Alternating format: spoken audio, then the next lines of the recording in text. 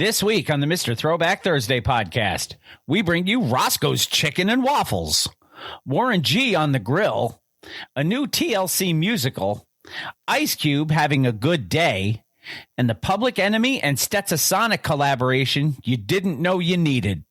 What else? Let's listen. It's not just any day. It's Mr. Throwback Thursday. All you kids want to get on and shit. You are now about to witness the strength of street knowledge. I'll be damned. At the count of three, I want y'all to tell me the name of my DJ. 1, 2, 3.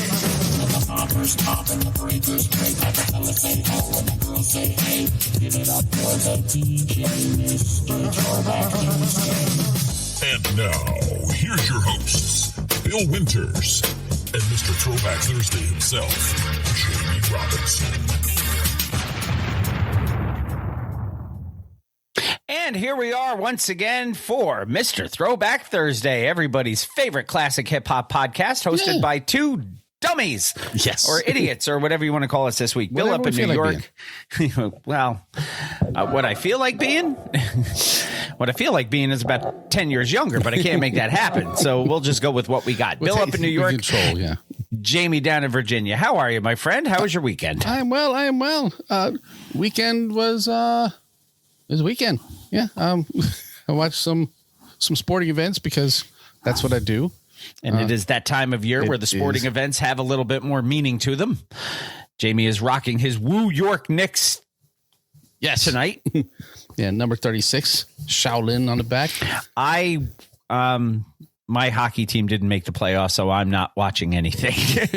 So you should be watching the Knickerbockers. If I wasn't doing this, I would be. As would I. Although we could also be watching our baseball teams because they're both doing pretty well. So yeah, they're doing okay. I think tonight the Yankees are getting beat up, but it's okay. Who they got tonight? I don't even know who they're playing tonight. I know they just puddle stomped Kansas City. I think. Oh, okay. Mets opened against Philadelphia tonight. Nice. That should be a good series. So, but we have some hip hop business to take care of. We do. And that's why they make DVRs, so we can go back and watch these games after we're done. And then you can listen to this on demand whenever you want to. Exactly. I'm going to have to listen to this 2 more times before I'm done. We could be your DVR thing. Welcome to everybody on the YouTube channel watching us live. Yes. Simulcast through Facebook Live as well. If you are one of those people, we appreciate you. We appreciate Gail, who's joining us for a short period of time tonight, and then she has to take off. It looks like she's going to be on an honor flight. Is that what I'm seeing? Yes. It's so she's got to get some. She's in training right now for her sleep, so she can get up early that one morning. Right. For the honor flight. Yes. So, absolutely. You know, we applaud that every opportunity we can get. Yes. So, Mr. Throwback Thursday coming right at you here. Episode 586. That's a lot of episodes. With our standard menu of items, I believe. Hip hop headlines. We have a few things to go over tonight. And we have a little bit of woo news. And like then we've got a one and done that I must admit, when you sent it to me, I had to look up a little bit. Well, that's okay. Like you said, 586 weeks in. I'm not going to know them all. You're not going to know every one of them. Hell, you probably didn't know them until you found them. Nope. Like I said, I've known them for like a month now when I added them to the list. Right. We'll give you a record of the week from one of our favorites of all time. We'll remind you who the artist of the month is. We have 2 more weeks, I believe, of this artist of the month. I believe so, yes. And then we do have an old to the new, which is a collaboration, like I said in the beginning, that you didn't know you needed until you heard it. Yeah, 2 friends of the show. 2 friends of the show, indeed. Now, of course, I will read some lyrics. Gail will not be with us for Bill Reads Lyrics, so she'll have to listen to that after the fact. Yes. And then... and then we'll put a bow on episode 586, 14 weeks away from the magic 600 number, which is just still, every time I say that, it's just crazy to me. Well, the same way when we said 100. Yeah. And then 200. Yeah. And then actually it was like that when we said 52, when we made the first year. Yeah. Yeah. And then we had everybody join us in the round table. Yep. So maybe we'll see if we can get some of the people back together for 600. Oh, that would be nice. That's a good idea. We got 14 weeks to put that all together. So we'll put a good topic and have them work on some lists and see if we can bring back in everybody who was there last time. We haven't seen Devilish DJ Scott in a long time, so it'd be very nice to get him back. Yeah. And Davey Dew joined us, I believe. Brother Nate. Oh, Brother Nate is so busy. I don't know if he can fit us in. That's why I got to give him 14 weeks notice. Yes. Yeah. He's probably watching Raw right now doing something for one of his 14 shows that he does. So what do you say, with that being all said, why don't we get to what we do, and that's the classic hip hop. So if I can be so bold to ask you, would you please, since it is WrestleMania weekend, in the words of Stephanie McMahon, hit me with a little of that Triple H. Yay.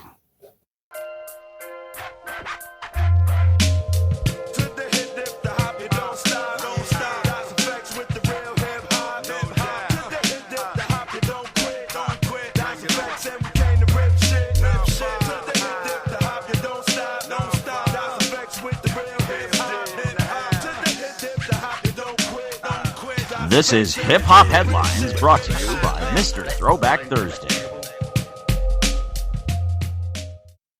Well, get on it. It's your turn. It is my turn. My turn is going to start with rock and soul. Not rock and roll. Rock and soul. Yes. And rock and soul comes to us from my hometown paper, the New York Post. And we're going to start with an iconic New York City record store where Biggie Smalls and MC Hammer got their start is celebrating 50 years in business. Now, that's a real anniversary. So it is. We like to acknowledge real anniversaries, not like, hey, this is the 37th year of whatever.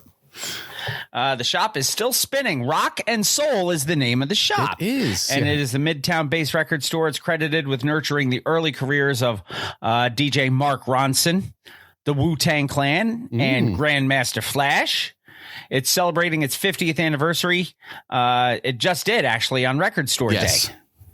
So it attributes its survival to being able to evolve over the years, it says. The Manhattan store was at first a humble electronics shop on 7th Avenue before turning into a vinyl paradise in the early 80s and later a gear haven for Big Apple DJs. And its transformation act may not be over yet. Oh. The most important thing you have to not be afraid to evolve. We keep changing, said CEO Sharon Betchor, it looks like. I'm not sure on the pronunciation, but that's what I'm going to go. Yes. Whose parents, Joseph and Shirley, opened the business in 1975 after emigrating from Israel. The shop moved to West 37th Street in 2023 due to a rent increase. Currently stays afloat by supplementing vinyl record sales with DJ equipment and lessons. But what keeps its core regulars coming back is the community that it has fostered over the decades. It says every hip-hop artist got their start here. Hammer, Biggie Smalls, Mark Ronson still comes in and he'll find inspiration from other music and other people, so you never know who you're going to meet in here. Other celeb clientele over the years have included Lindsay Lohan, Spike Lee, Run DMC, Paulie D, and even Harrison Ford, because his son wanted to be a DJ. Nice. So, hand fucking solo Indiana fucking Jones. So his kid wanted to be a DJ. Tom Hanks' kid wanted to be a rapper. We could have the next generation of he's a DJ. He's a DJ. I'm the rapper. Rapper. Hello. Hello. The shop first gained notoriety in the 80s for its vast record selection as other stores swapped vinyl for CDs. And DJs quickly flocked to rock and soul for new releases to include, I should say, in their mixes. It's exclusive. Everything in this store was word of mouth and listening to what people wanted. We never paid for any advertising. All my parents did was listen and find out what people wanted, and when more than one person asked for it, they would order it. The business model was a resounding success through the 80s and 90s, with the mom, Shirley, becoming a local celebrity called Music Mom, and is still remembered by budding DJs as the shopkeeper who yelled at them for opening merchandise. Yes, Shirley, not Shirley Rona. These really famous guys would get kicked out of the store like Hot 97's Funk Master Flex Night. He wasn't allowed to return for so long. He was sending his minions to try to buy records stuff up for him. Yeah, that's how you do it. But as times changed, so did rock and soul. And as the music world pivoted online, the shop switched to selling DJ equipment to make ends meet by the 90s. People who were looking for vinyl records will come more often, but were able to be held afloat by both vinyl and the DJ equipment side. Right, because you in the 90s and early 2000s, you weren't going to be able to survive on selling vinyl. And even worse now, it's hard to make money on records because you have to have a really good selection. Some years we just broke even because we have a huge selection, and maybe we'll only sell 30% of it. Elsewhere in the Big Apple, other record store owners were lamenting about the industry's hardships as they geared up for Record Store Day. It says, if you're trying to get rich out of this, it's not going to happen, says Village Revival Records. The owner is Jamal Al-Nassar. He says, not like the 90s where you sell a lot of physical CDs. We're in the digital era. You do it because you love it. Right. And if you don't love it, I don't think you can stay in this kind of business. No, and I don't imagine you can have a lot of non-family employees in a business like that anymore. I mean, we could always ask B about that sort of thing because I'm sure it's him he and feels the crunch. Yeah, and that's it. But he's an institution down where you are. So he is. And there's good reason for that. The place where we dwell. Next article. So, by the way, happy birthday to Rock and Soul. 50 years. Very good. Crazy, sexy, cool. Indeed. Now, if we say that, and if you're any kind of fan of this type of music, you should know who we're referencing. Yes. Immediately. Because this was one of their better albums, actually. I agree. TLC. I think this is their breakout album. Yeah, it was. I mean, we had, what was it that had Ain't Too Proud to Beg on it? Ooh, on the TLC tip, right. So TLC's story is set to become a musical, and that's according to our good friends at OKPlaya. Indeed.com. TLC is bringing their crazy, sexy, cool story to the stage with Olivier Award winner Kwame Kwei-Armah as writer-director. Crazy, Sexy, Cool, the TLC musical, will premiere next year at Arena Stage Theater from June 12th through August 9th of 2026. According to The Hollywood Reporter, the project is being described as a semi-biographical look at the chart-topping 90s trio, which produced hit albums and massive songs such as No Scrubs, What About Your Friends, and Waterfalls. Yeah, I got to think any musical based on a group or an artist or, whatever, is going to be semi-biographical. I would think so, yeah. They have to be able to manipulate story to make it play out properly, for people to be entertained. As I would think, yes. The musical is produced by Bill Diggins's Dig It Theatrical Group. TLC completely changed the game, Diggins said in a press statement. Their music gave a voice to women everywhere, empowering them to be confident and unapologetic. And arsonists. Yes.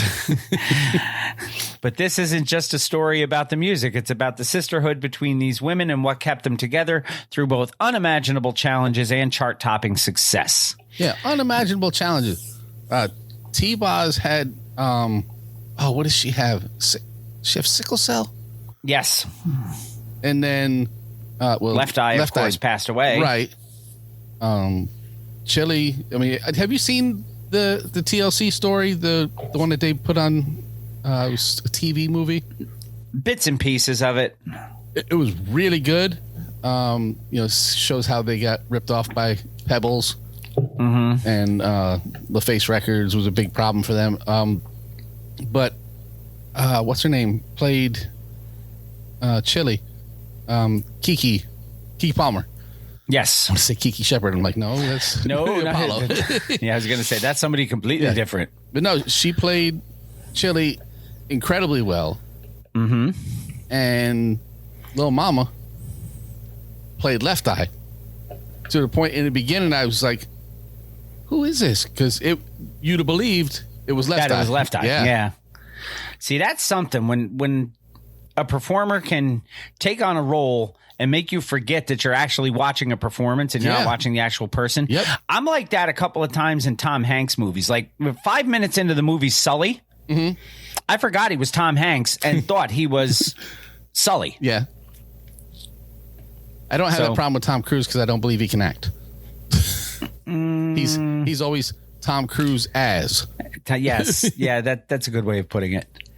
But anyway, T-Boz was talking about the producer's sentiment, and she basically said the same thing. Tion Watkins, yes. Bringing this story to the stage is a dream come true. We have performed in a lot of different venues all over the world throughout our career, but bringing our story and music to the theater is a totally new and exciting challenge. TLC formed in Atlanta in the early 90s and rose to superstardom. T-Boz, Chili, and the late Left Eye, I should say, became icons of a generation, becoming known for an infectious mix of self-awareness, female empowerment, and sex appeal en route to becoming perhaps the biggest girl group of that era. I wouldn't argue with that. They first revealed plans to take their story to the musical stage back in 2023, and now, first, there was a dream. Then now there is reality. And that's only because of what we were listening to before we came on. And the patrons know because they heard it. I had to do that. Yes. So we have some of the best people in the business working on this project, said Chili. Audiences will get to hear our story, mostly fact with a sprinkle of fiction, told in our own way. And of course, it's set to all your favorite hits. Crazy Sexy Cool, the musical, will world premiere at Arena Stage in Washington, D.C. in June of 2026 for 8 weeks as part of Arena Stage's 75th anniversary season.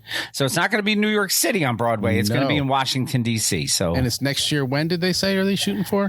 Starting June 12th of next year of 2026 through August 9th. So that may have to be our second Washington D.C. meetup. Maybe. I'd drive down for that, and we'll get another hotel and we'll drink some rum. We can do that because that's kind of what we do when we get together on these things. So that would be something that could be a good show. Now, would your wife go and watch that? Was she a TLC fan per se? Yes, she was. She is. I'm not sure if she would go to that or not, but. I'd have to check with my wife, and if your wife is going, I'm sure my wife would go because it's a chance for the two of them to get together. Indeed, yes, 2026 June. Theoretically, the museum opens around the same time, and oh wow, that could be a hell of a weekend. It could be. It's theoretical. And, I got to check with Adam and see if we're on schedule still. Yes, absolutely. We got to check in with Adam anyway, just to see if we can get him to come on again anytime soon to talk to the posse about I'm sure there's a bunch of updates since the last we talked to him. I'm sure, but I want him to talk to the posse about our most recent the donation. Yes, and the mug. Yeah, of which Gail, who has signed off, is the owner of. So yeah, it's she's not quite the owner yet. It is. It is floating. Really? In Jacksonville, hell, yes. Really? Yeah. So I believe 2 weeks now. That's bullshit. It is. So 100%. Hopefully it will get to her. So yes. But anyway, congratulations to TLC on the upcoming musical. And we will keep you posted if we hear more. Yeah. Next, Public Stetsasonic. It's hard to get a title for that. It is hard to get a title for that. MSN.com brings us this. They do, for whatever reason. Chuck D stays positive on the new gens. He says, I love you. Have a ball. Yeah. Chuck D's new solo single, New Gens, contains multitudes. No, not Eugene, the Magic Jeep. Not woke jeans, because those are Greb.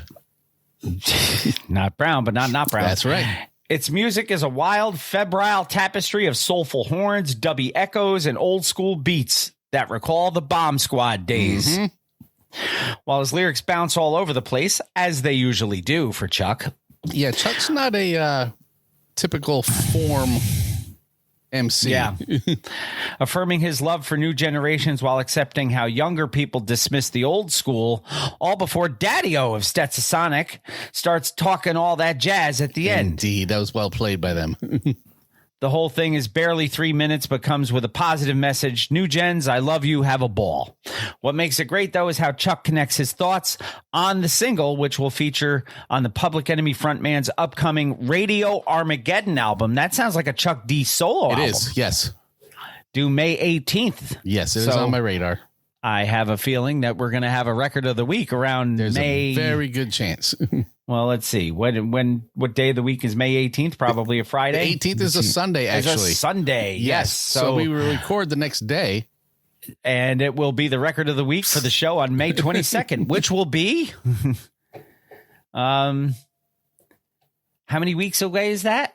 Oh, no, it's not far enough away. I was going to say, will it be close to? It's definitely not far enough away for that, no. No, but it'd probably be about 590. Probably sound like that. So I don't know. We could be recording on Sunday at that point. We don't know yet.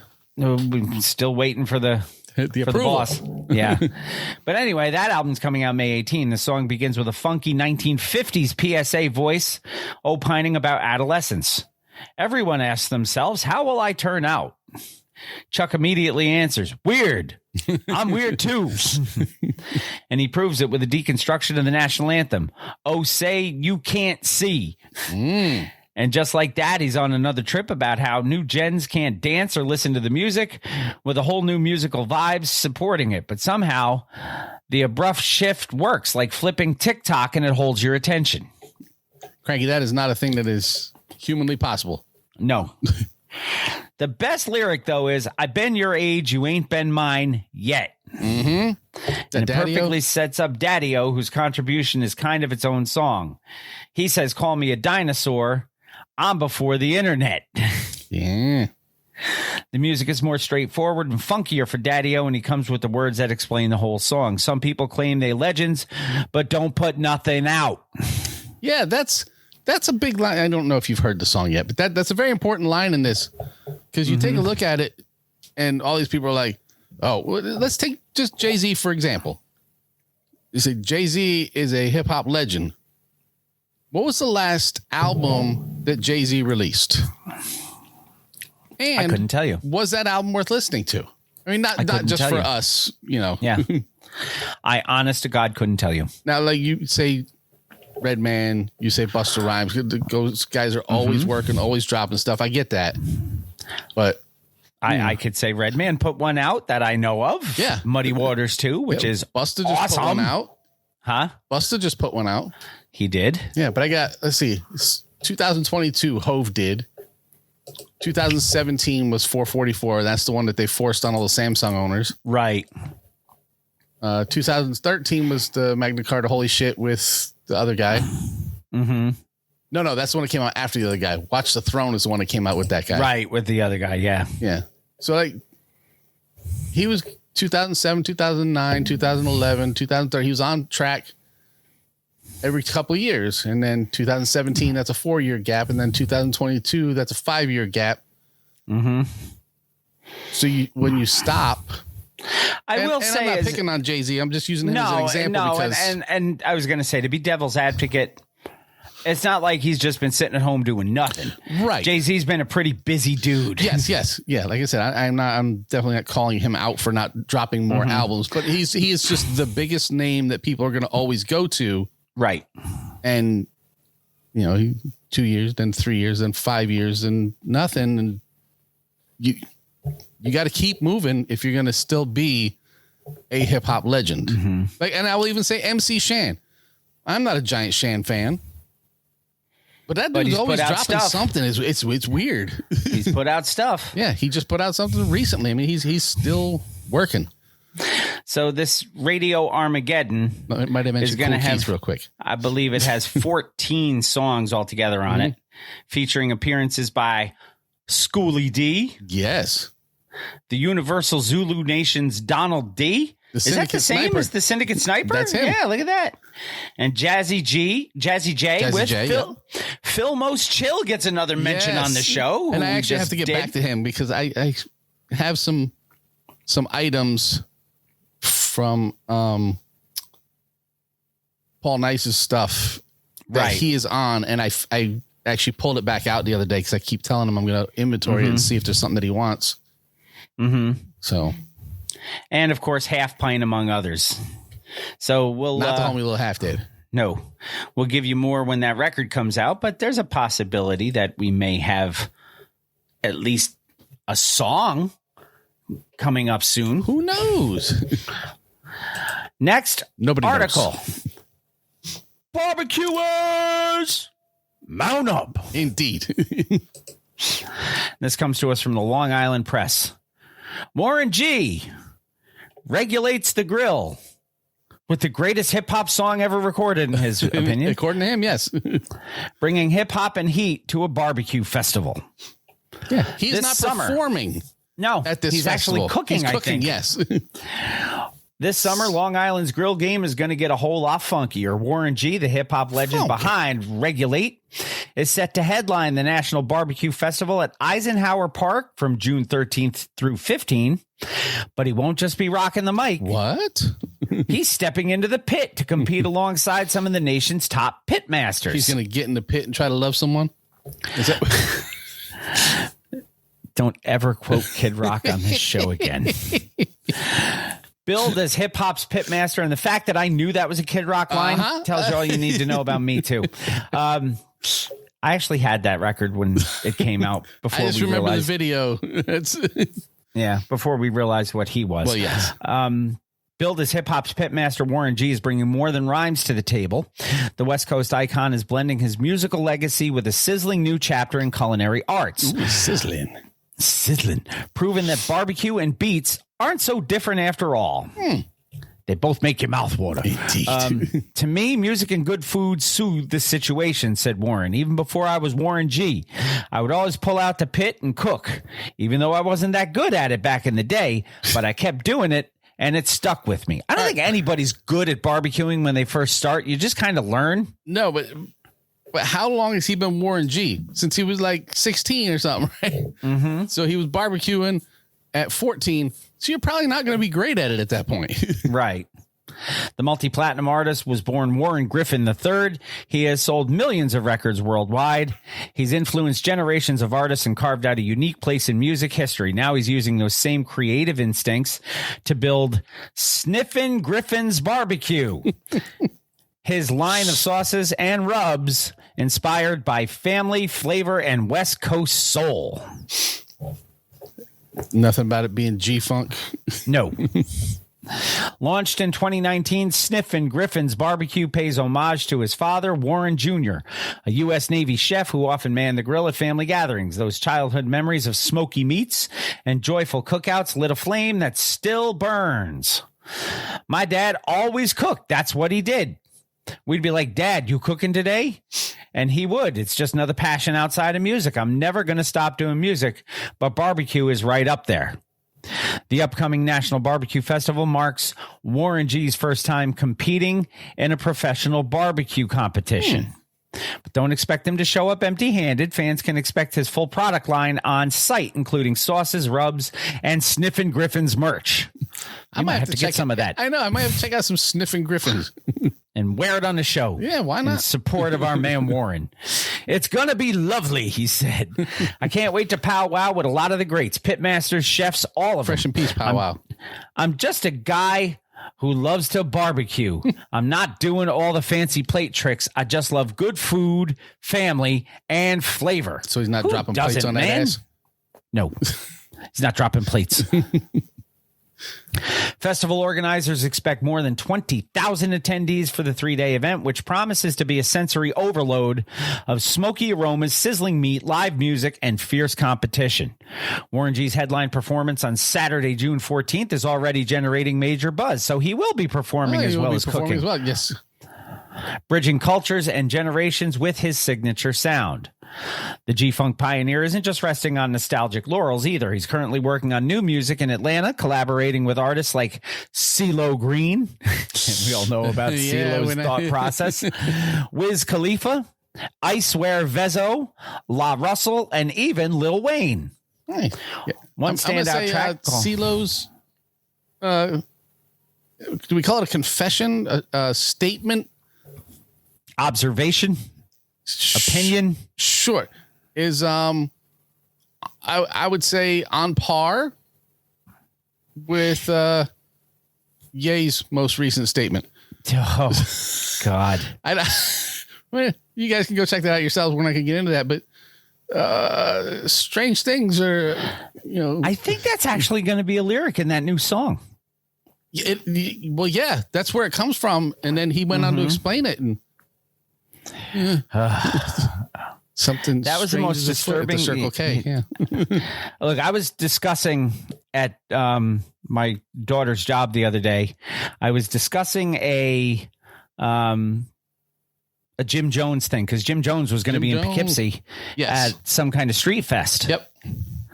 And I said, yeah, Jim Jones, just don't look up his relationship with his mama.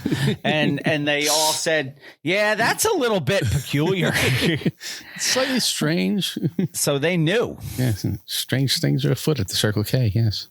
But anyway, there's one standout track. It's called Mad at All, which features Wiz Khalifa and offers a reflective take on the ups and downs of the industry and of life. We say we're not mad at all. The struggles we went through helped turn us into who we are now, able to take care of our families, be businessmen, and guide the next generation. Warren's journey from the recording booth, next generation, recording booth to the smoker is more than a brand pivot. It's a natural continuation of his creativity. Whether layering sounds in a studio or seasoning ribs, the same soul fuse it all. At least he didn't layer seasons on the ribs. That's yes. His favorite meat to cook, flankin' ribs, a lesser known but beloved cut that he prepares with care. Do you know about those? I've never heard of those. Ribs? I don't know. Flankin' ribs. I don't As think in like so. coming from the flank. Yes, I know where the flank is, and I've had flank steak, but I've never had flank ribs. not that I'm aware of, no. You wrap them up in butcher paper, pull them out, they'll fall off the bone so tender. I wish I could do that in a competition, but I'll be in the ribs competition. We're going to get it in. Okay, play it. Sniffin' Griffin's barbecue products are available online at sniffingriffinsbarbecue.com. They are. And festival goers will have the chance to buy them in person at the National Barbecue Festival. From Long Beach to Long Island, Warren G's journey continues to evolve, fusing beats with brisket, legacy with flavor, and bringing a whole new meaning to the phrase, regulate the grill. My grill has a regulator on it, too. Yeah, so. Temperature regulators. NationalBBQFest.com is where you can go for tickets for the event. Yeah. Good luck to Warren. Yeah, why not? Bun B's out there cooking. Man, I was thinking the same thing. A lot of these guys like to cook. Oh, yeah. What's his name? Out west. Why can't I think of his fucking name? The goon with the spoon. The coon with the spoon, yes. Oh, my Lord. Guy got thrown out of the Warriors game. Why can I not remember? I can see his face. What was that, E40? E40, yes. Jesus. Yeah, he's got... Yeah, that's all of a sudden. I was like, wait a minute. You said the guy got thrown out of the Warriors game. Yeah. I was like, didn't we report that was E40? Yeah, I can't believe I couldn't remember his name. I can see his face and his hat with the roll. I'm like, oh, my God, what's his name? You know what that tells me? It's getting near the end of the day. This is true. Your magic mind's wearing off. That is highly possible because, I take mine in the morning. So Yes, I know you do. So that you have it all day. Yeah, by late in the evening as we are here recording. Sorry to break the wall there, but, it's running low. It does run low. It's not it gets you through the day, which is what it's designed to do. It is your mental performance shot. Yeah. Now we could change that and start drinking it right before we start recording, and then we could do that. You'll be acute all through 2 a.m. when you're sleeping. Yeah. Did I tell you? We're talking about Magic Mind in case anybody didn't hear say that. That you can email them at, I think it's hello@magicmind.com.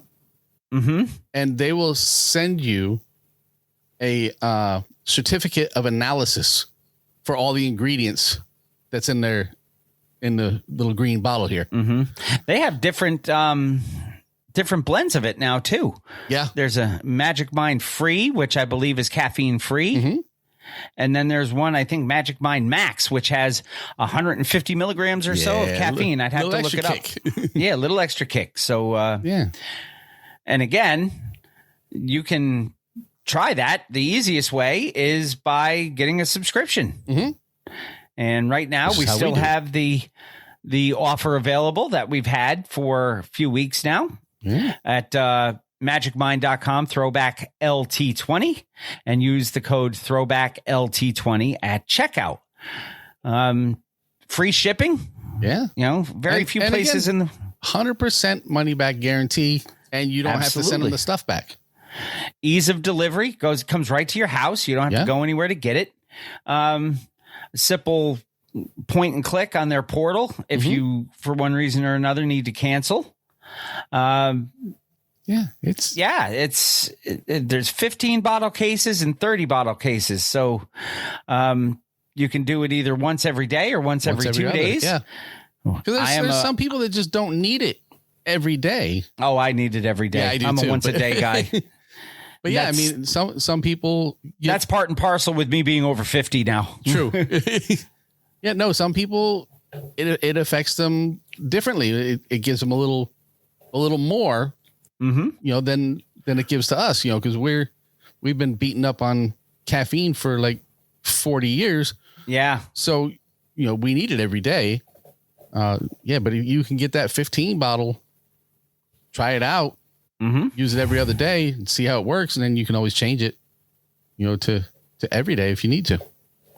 Absolutely. Or you get the 30 and you use it every other day and you get 2 months out of it. And you get 2 months out of it. Yeah. And then you'll still get your subscription delivered to you on a regular basis with no shipping fees or anything like shipping. that. So free shipping makes people buy things that they don't even want to buy.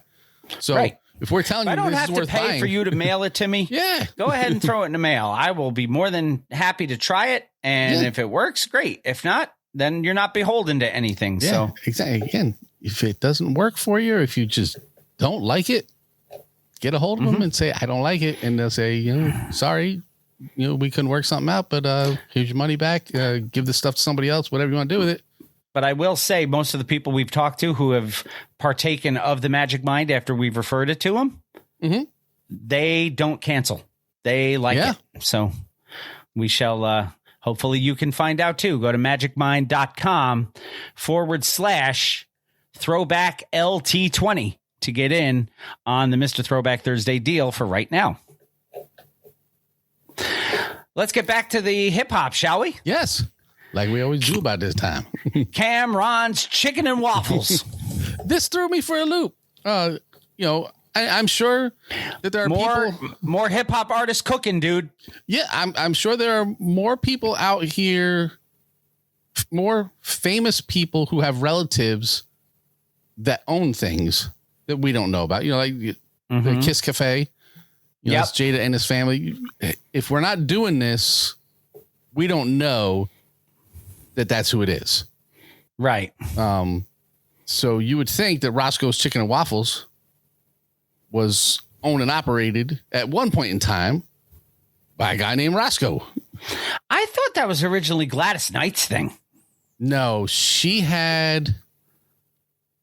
you're going to throw me now. I knew the answer to that. Go on with the Borophyll and I'll see what I can find. So anyway, Cameron dropped a surprising gem during the April 6th edition of his Talk with Flea segment. And this comes to us from Vibe.com, Vibe magazine. Yes. Hers was in Atlanta. It was Gladys Knight's Chicken and Waffles, by the way. Okay. The 49-year-old revealed a personal connection to one of the most iconic soul food chains on the West Coast, Roscoe's House of Chicken and Waffles. In his signature laid-back style, the Harlem rapper casually announced that his family owns the beloved restaurant franchise. He said, offhandedly almost, my family owns Roscoe's Chicken and Waffles. I never really bring it up because I just didn't think it was necessary. But yeah, that's us. Yeah, so that'll throw people for a loop. They, oh yeah, you know, Roscoe's Chicken and Waffles, that started in Harlem. But no, it's a West Coast thing. Yeah, no, that's not really how it worked. We just put it out there. Acknowledging the brand's deep roots in California food culture, he added, I know everybody in California be like, yo, that's our shit. That's our shit. Roscoe Chicken and Waffles is absolutely a California thing, but if y'all don't know, it is a California institution.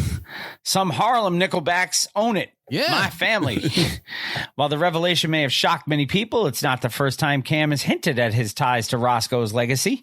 Back in May 2023, the diplomatic immunity rapper posted a photo of his uncle, identified as Herb, a Roscoe's owner, alongside another relative, Warren, to his social media followers. Not Warren G.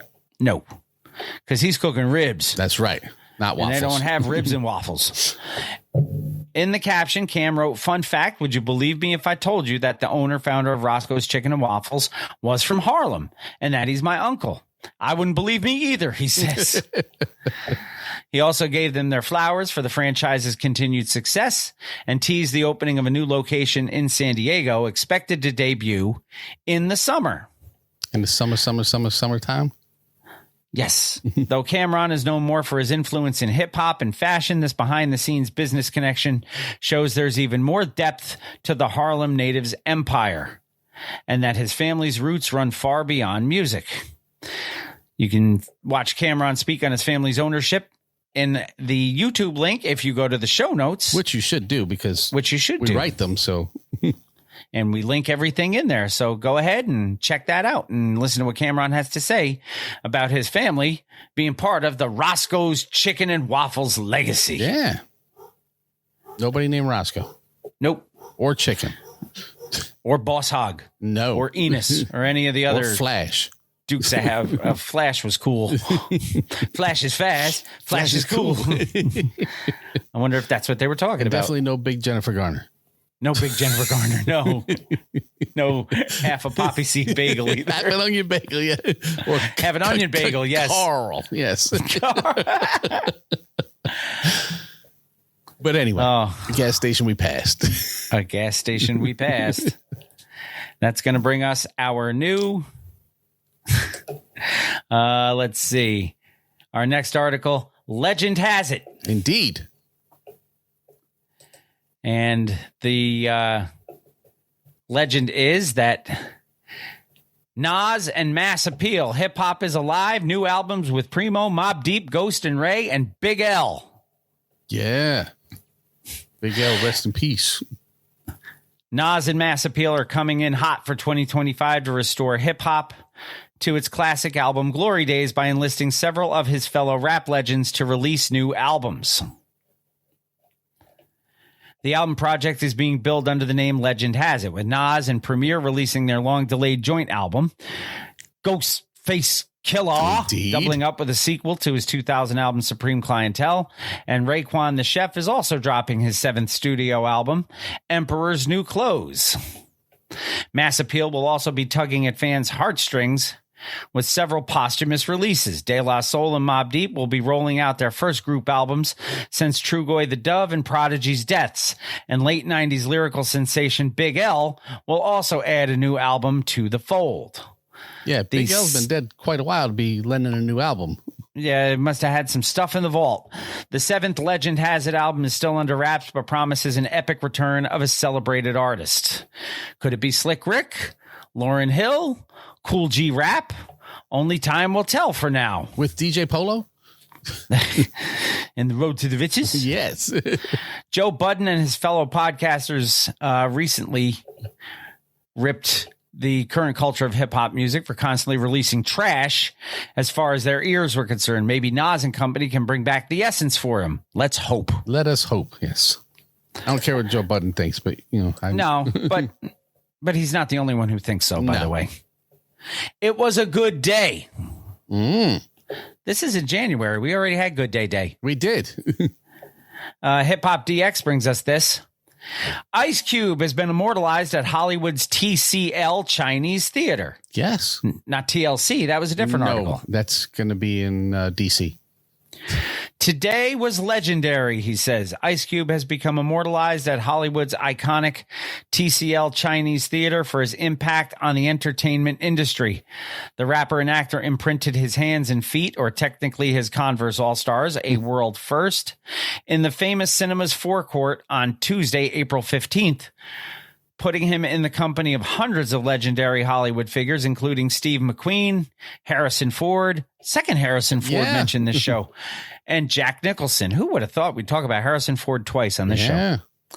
At the ceremony, Cube said to ABC7, to have my hand signature to put the Chuck Taylors in the cement here, it's next level. It's things you don't even dream of because the dream is too big. Cube's son, fellow actor O'Shea Jackson Jr., also gave a brief speech from the podium where he said, for almost 30 years, I've been asked the same question from the schoolyard to red carpets. What's it like being Ice Cube's son? Probably like that. Yep, exactly. He jokingly answered, it's cool. Ice Cube's cool, which is the number one quality you want from an ice cube. That is what you want out of an ice cube. You want it to be cool. Mike Epps was also on hand to pay tribute to his friend and frequent co-star, saying, Ice Cube has been the most influential part of my life apart from my dad. I listened to his music as a teenager. I'm still starstruck of this dude. I'm still amazed at his talent. Cube later said of the honor on Instagram, today was legendary. I left my prints in cement at the iconic TCL Chinese Theater in Hollywood, honored to continue to receive my flowers in a business I never thought I'd be a part of. The post also led to congratulations from various figures within hip hop and Hollywood, including Tyrese, who said, congratulations, King Cube. We are forever inspired. Wish I was there. Congratulations, big bro. Why are we quoting Tyrese? Because he said something. You don't have to read everything on there, Ron Burgundy. Yeah, but you can skip over things. Yeah, but I understand there's a lot of people like Tyrese. Sure. I don't see a shit ton of talent in that dude. Never have. He's an actor. He's a singer. He was on MTV first. Well, yeah, but a lot of people were. Yeah, I suppose Mike the Miz was too. Yeah. Yep, so anyway, congratulations, Jenny McCarthy. Yeah, congratulations to Cube on the honor at TCL. I always thought it was, I go back to Grauman's Chinese Theater, right, or Mann's Chinese Theater. Yeah. Now it's the TCL. I'm sure it's a corporate entity at this point, but it's still the Meadowlands to me. But and always will be for us. The Continental Airlines Arena. The Brendan Byrne. Yeah, I know. There you go. How's that? Mm-hmm. Just like up in Albany will always be the Knickerbocker Arena to me. Yeah. I didn't even know what that is now. I have no idea. It was the Pepsi last time I knew, but I'm Pepsi, sure it's not. And then it was the MVP Arena, and now I have no idea what it is, but it's something. I'm sure. Anyway, We Told You is the next article. Yes, and I almost we tried to tell you, but we actually succeeded in telling you. We did succeed. Whether you listen or not is a different story. And we told you. We tried to warn you. How's that? Yes, that's a better way of looking at it. I told you. Will Smith's new album is struggling to land on any Billboard charts amid dismal sales. Comes through hot new hip hop. Mm-hmm. The new album, based on a true story, is going to be his first project to fail to chart on the Billboard 200. His long-awaited comeback album is reportedly struggling to land on any of the Billboard charts in the United States. It's not going to make it on the Billboard 200, with 3 of his previous 4 albums all releasing inside the top 10. Additionally, in the United Kingdom, based on a true story, reportedly sold under 300 total copies. That's for the entire United Kingdom. Yeah. Less than 300. Yeah, there's all these people. I'm in a bunch of different groups where I try to pick up news articles during the week and whatnot. Yeah. And there's all these people who saw that statement posted. They're like, well, why do we care what happens in the UK? It's a US album. I'm like, okay, well, he needs to sell records anywhere he can, okay? Because Will Smith is a global superstar. Yeah, it's not like your cousin, was selling records out of the back of his trunk and he didn't sell any in the UK. This is Will fucking Smith. Yes. So when the Art of Dialogue shared the news on X, fans had plenty of theories as to why the project flopped. Because it sucked, that's why. Can't just unretire after 20 years and expect people to rock with the music. Still a legend, though. See, I don't think that's what it is.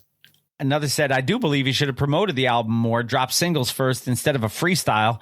But I'm sure Will just dropped an album for the fuck of it. He dropped the single that we played it on here.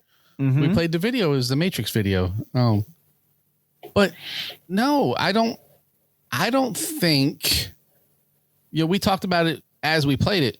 There is no Will Smith style on that album. He's trying to be someone else on each track to see what sticks, Right. It's not a wacky wall walker. It is, it's like a bad sampler platter. Yeah. It's a poo-poo platter is what it is. Well done. Thank you for taking that and running with it. If you're telling me I'm going to get a Will Smith record, I'm expecting a Will Smith record. Right. We've said it over and over. We've said this before. You tell me I'm going to get an MOP record. Yeah. I'm expecting an MOP record. Exactly. I'm not going to. And I get an MOP record. Yeah. I'm not going to expect Lil Fame to be out there singing gospel songs. That's not what's happening. So if I want Will Smith, I'm not even looking for Fresh Prince. You give me Wiki Wiki Wow Wow and I'm happy. Mm-hmm. You go completely off the rails and try to be everybody Reverend else that you've something heard. Or other.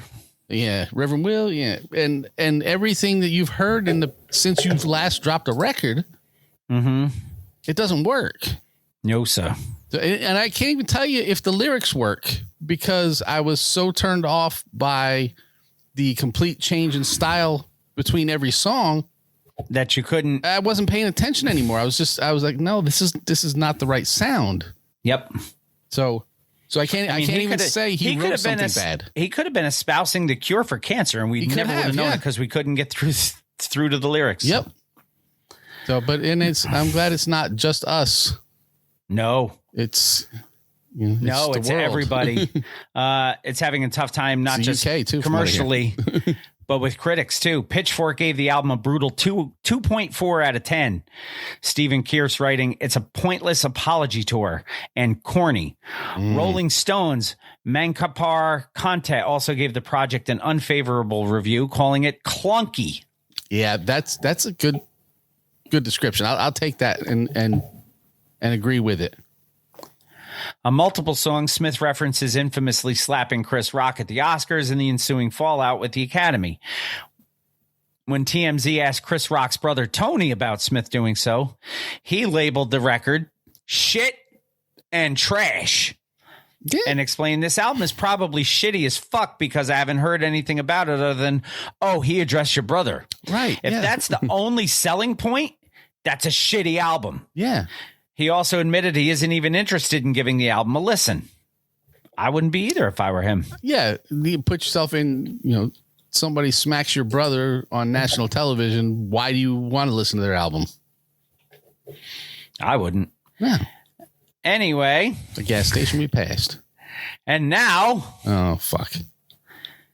New school news. Yes. This could have gone a completely different way, but we left that one out. Yeah, because that is not something I want associated with the show. Hot New Hip Hop says Cash Doll draws severe backlash after picking her nose with a $20 bill. I don't even know what half of that sentence means. So I don't know what 90% of that sentence means. I know about picking your nose. I didn't know you could do it with a $20 bill.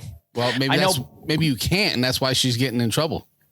I know backlash.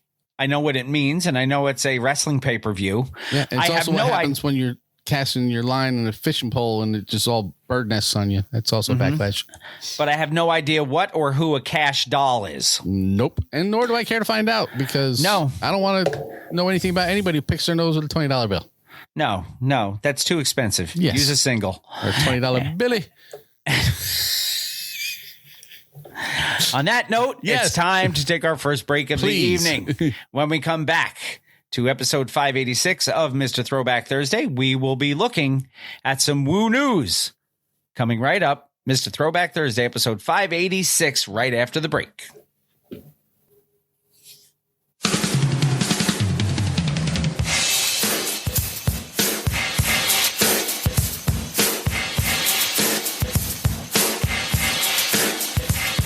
Peace, this is Daddy-O from the legendary Stetsasonic, and I need y'all to stay tuned. Peace. Brace yourself for the awesome and rare. The real, the right, and dynamite is in the atmosphere. As there's a time and place for everything that's under the sun. This is the time and the place that we have some fun. Now take a sec to check the 1 2 1 2. What's good, yo? This is Ghostface straight from Staten Island, New York. And right about now, it's time for Woo News with Jamie and Bill. Y'all know what it is. Get it correct. Mr. Throwback Thursdays, Jamie and Bill. You know what I mean? On Woo News. That's what's going down right now. Y'all check this out. Exclusive. Peace. The RZA, the Jizza, Raekwon, Master Killer, Inspector Deck, You God, Method Man, Ghostface Killer, and Old Dirty Bastard. It's now time for Woo News with Mr. Throwback Thursday. Shimmy, on it. Welcome back, Mr. Throwback Thursday, episode 586. It is indeed time for Woo News, and we have two pieces of Woo News for you. The first one is going to come to us from flaunt.com, of which News Source had to mute it. Yes, most definitely. So you have entitled it One Spoon of Chocolate. Yes. As opposed to the Goon with the Spoon. Completely different. RZA, the artist and director's fourth film, One Spoon of Chocolate, is going to debut at the Tribeca Film Festival. It is. It's a fitting homecoming for a son of Staten Island, it says. The Wu-Tang may be taking a venerated final lap around the globe over the next 12 months, but the band's abbot, RZA, seems to show no signs of slowing down, Yes, having released Bud. a classical album. Huh? Not Bud. No. Having released a classical album last year along with a ballet through mud.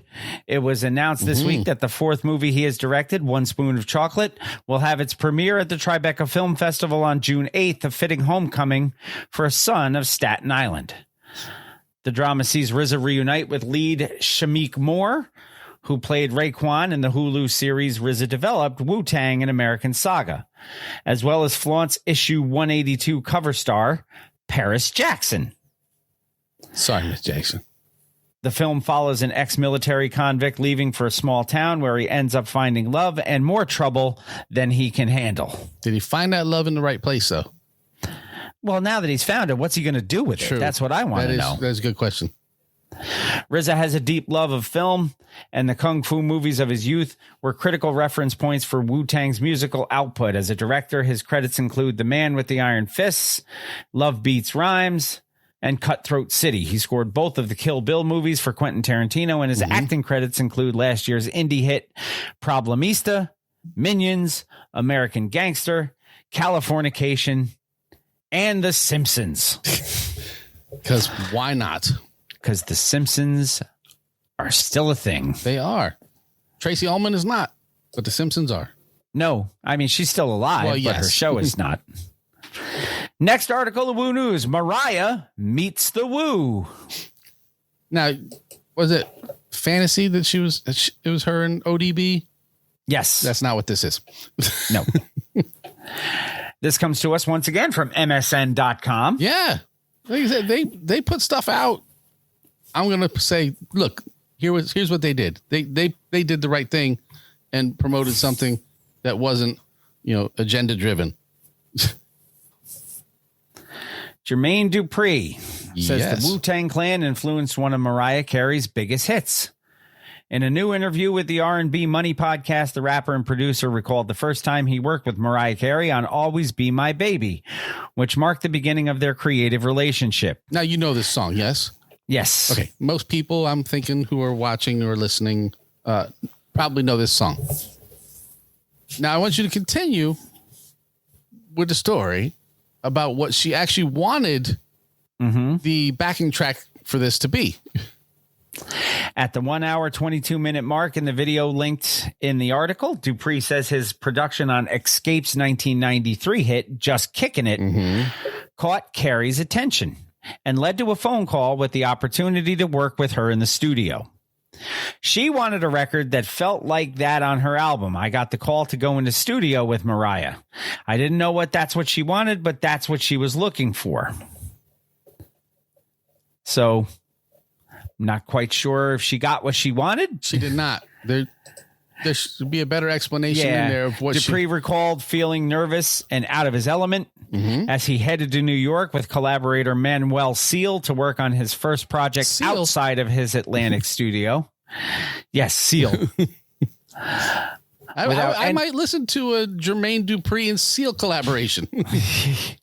Who wouldn't? And he didn't have any of his personal equipment either. He said, I'm like, she's a superstar and I'm a little Nickelback. I don't know why I'm here. I'm thinking they use all different chords. They got different keyboards. He said she came in the studio and she was like, I want to make a record like this. And I'm like, what do you want me to do with this? She said, I want to sing over this. And it was Cream. Yeah. So now imagine Always Be My Baby. With over the Cream piano. At first, Dupree said he wasn't convinced and didn't want to be the person who fucks this shit up. But Carrie was determined and clear about her vision. I started following her lead and she was like, I need something like Just Kicking It. Yeah. But I want it to be pretty. I want it to have that ghetto shit on it that y'all got on Just Kicking It. Yeah, now let me run a little instrumental here for you, see if we get in trouble for this. But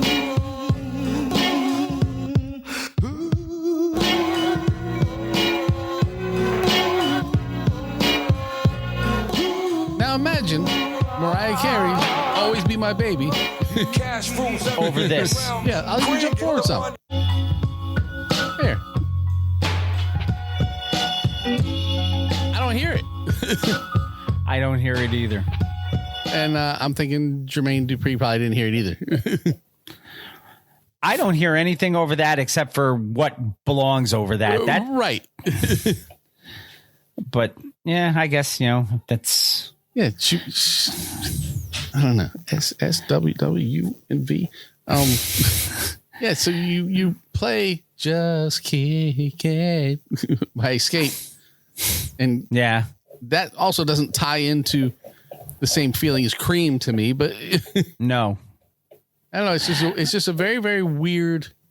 Of all the songs that you said, I want to have something that feels, as Onyx used to say, shifty, low down, gritty, and grimy.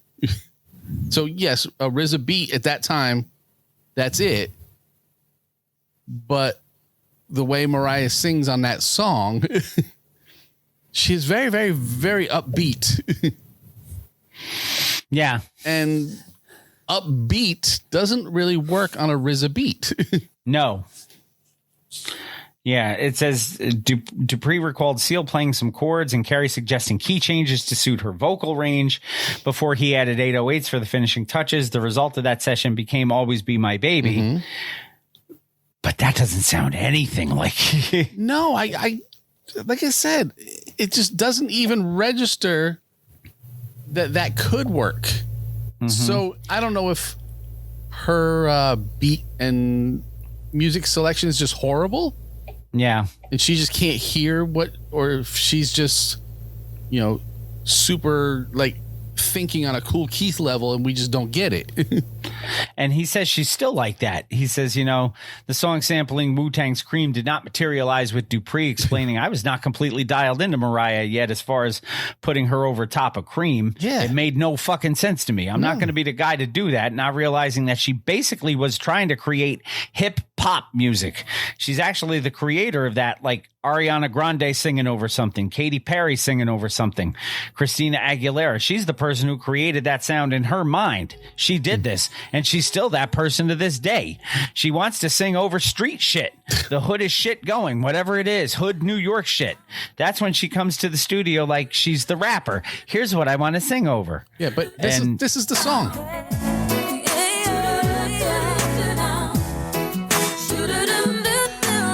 I'm not going to say that's overly street. No.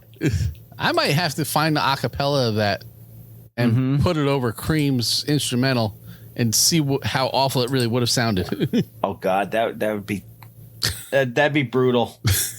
I don't know if I want to hear that because that would just be fucking brutal. If I go through all the trouble of lining it up and making it then work, I'll listen you're to gonna it. have to listen to it. I'll listen to it, but it'll be like pulling teeth. Yeah. You God still sucks. That's not a story. That's just facts. Yes, some things will not change. ODB is still not alive. But he was on a song with Mariah Carey. He was on a song with Mariah Carey, but it wasn't based over Cream. It was not. Oh, is this? Hold on. It's on that same album, I think. I'm sitting here wasting time. No, that's the sweet dub mix. That's not going to work. Mm-hmm. it's the lead. It's actually the lead song on that record. It's this one, right? This Fantasy, isn't it? Yeah. Yeah. Why the fuck do I know Mariah Carey songs from just listening to the hook? Because that's what everyone knows them from. Yeah, I guess. But anyway. I lost all my street cred on that, but that's okay. It took you a long time to get it to there. And then you just throw it away. And then I just pissed it away. It's time for some music. Some Mariah? No. Good, because I wasn't going to play any. Let's do our one and done, shall we? Yes. Our one and done came to us in 1996. A number. And I figured the reason I didn't know this one, I was on deployment for over 6 months in 1996. This record has 12 tracks on it. It is a true one and done as far as I can see. As far as I could tell, yeah. This is 10 Bass T. Yeah. With Do You Know the Way? You going to Scarborough Fair? I want you. Show me the way. Any day. Little Peter Frampton in here. On Thursday. On Thursday, yes. I've got 12 tracks on this thing. As do I.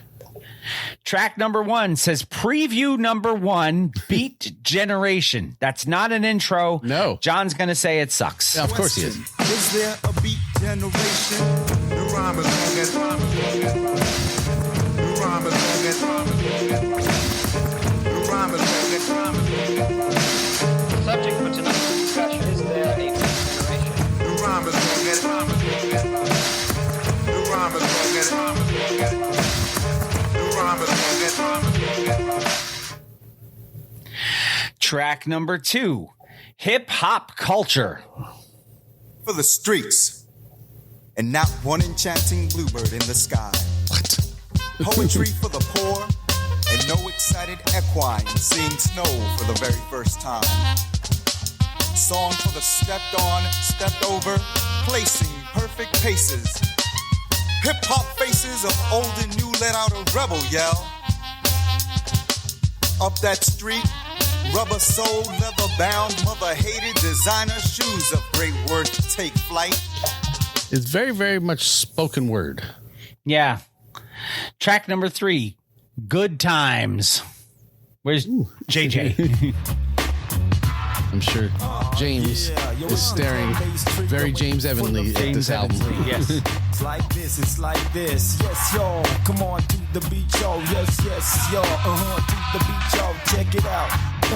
To the beach, y'all. Yes, yes, y'all. Come on to the beach, y'all. Yes, yes, y'all.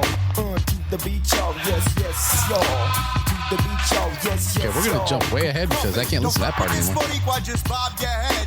Peace, my name is Sorak and I'm Captain Red. Yes, yes, y'all. Come on to the beach, y'all. That's actually a little bit of lyrics in there. Yeah, that's why I had to jump to him, Come on though. to the beach, y'all. Yes, yes, y'all. Jump too far, you hit the chorus again. And that goes on for like 20 minutes each.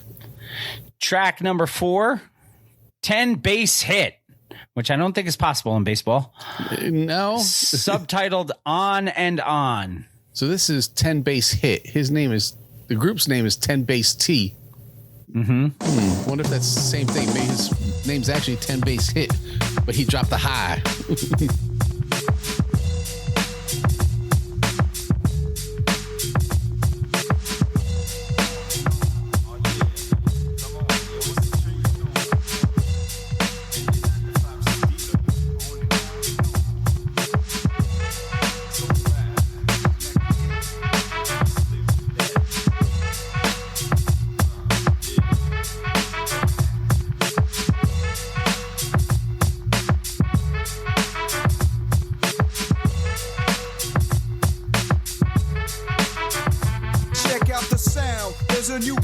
town. Not the kind you smoke, but the kind that throws down. Was it laid down by the underground? It was.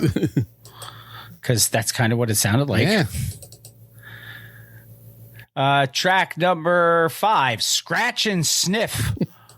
Isn't that Warren G's company? Yes. No, that's Sniff and Griffin. Oh, gotcha.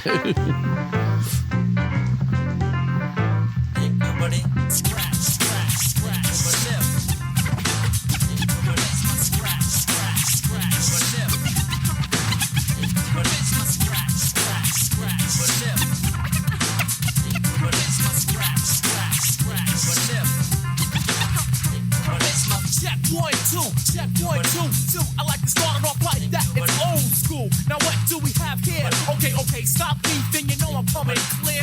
Punks did not. I kind of like that one. Track number, yeah, that wasn't so bad. Track number 6. What's the definition of a 10 bass T? I have no idea. What's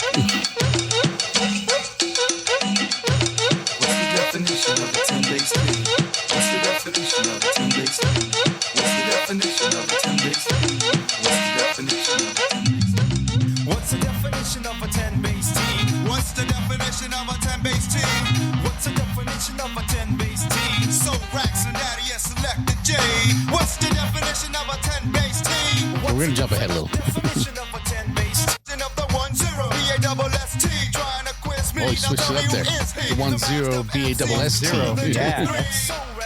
That's me. It's the Dharma sinking. Big Puerto Rican. Speaking of the culture for the people that I'm reaching. Track number 7, also called Side Return, if you're looking at it from the album. That was actually Side One Way, and this is Side Return. Track number 7 is a remix of Good Times. Let the good times roll, let the good times roll, cause we in control. Let the good times roll, let the good times roll, let the good times roll, cause we in control. Let the good times yeah, it's a Q-tip sample, absolutely. Let the good times roll, cause we in control. Let the good times roll, let the good times roll, let the good times roll, cause we in control. Let the good times roll. You operate to call you fantastic. You coming out to get to make the people uplift. Session I go talk and me not go stop it. And the dance on block and me not go stop it. When me fling down lyrics like me. Was there anybody featured on that, or was that the Puerto Rican MC not that I doing see. the Jamaican? Yeah, not that I see. Track number 8, Open Your Eyes. We also have to clean out our ears. I just know that's a Disturbed song, too.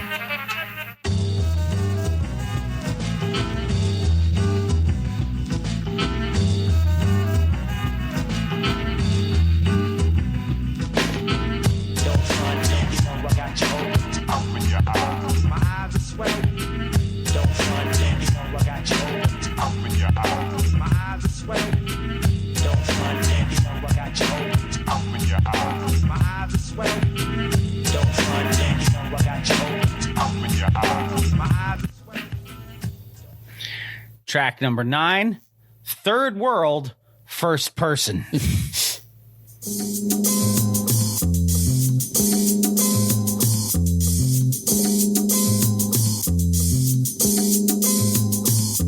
I remember vividly when they used to make fun of my style, but now everybody in the world plus a granny don't want the ragamuffin, so they wanna come rush me.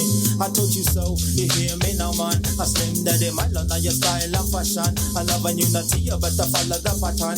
The upliftment of color, understand, don't jump on the bandwagon, cause it's trendy. Use the music as a form of commodity with no quality. An opportunity for you to steal my money. To steal my money. Track number 10 is 48 seconds long. It's called People Getting Down. And that'll go into track number 11, which I don't think we'll play the full 48, can we? We can do whatever we want. We're going to have to fight anyway, so let's do it. So we're going to play the full 48 seconds of People Getting Down. It's going to go into track number 11. 6, 7, 8, 9, 10, 11 is Some Say We're Spanish, Some Say We're Black. Well, there you go.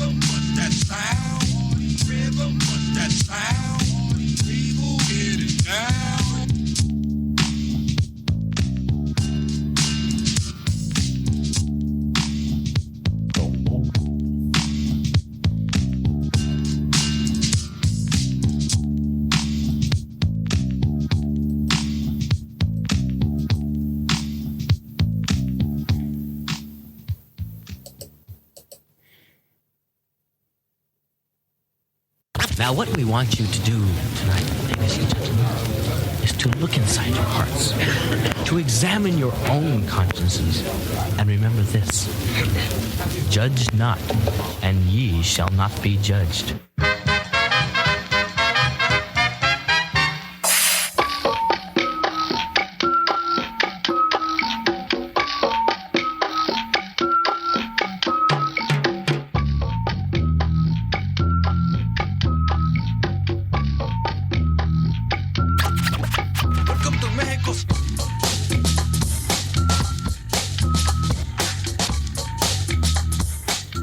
Like a Santana song. Well, it's because some say they're Spanish and some say they're black. True. Last track on the record, number 12, 37 seconds long. Beat Generation Preview number 2. Yeah, so we're bookending here. So it's kind of an intro and an outro without calling it an intro or an outro. Right. Maybe DJ introduction will allow it. Subject for tonight's discussion: is there a beat generation? Is there a beat generation? Is there a beat generation? Is there a beat generation? Is there a beat generation? Subject for tonight's discussion: is there a beat generation? That's a very good question. Yeah. Not one I have an answer to. Is there a beat generation? Yeah, I'm sure somebody has generated the beat. So. I know there's a Rhythm Nation. Yes. 10 Bass T, Do You Know the Way? You're one and done for episode 586. A true one and done. I have no singles released. I have no charting action. But that was an album that most definitely happened back in 1996. And so neither of us were aware that it happened, but it did indeed happen. But now we are aware. We are. Does that change anything? Probably not. But not a whole lot. It just means that now that I know that that's something, yes, a different useless fact had to leave my brain in order to make order to put that one in stick. there. Yeah. Let's go into our record of the week, shall we? Oh, that's another thing we do. Yes. Yes. And this one we have been highly anticipating, I think, is a good way of putting it. Yes. This was just released a couple weeks ago. Your record of the week for episode 586. 3 days ago. That's right. The single was released a couple weeks ago. Yes. The actual album was last week. And this is Cool Keith. Surprise, surprise. With Carpenters. Yes. And I have 11 tracks on this record. As do I, and I love the name of track 11. Track number 1, Super Hits. Carpenters. Super hits. Super hits. Laid it down.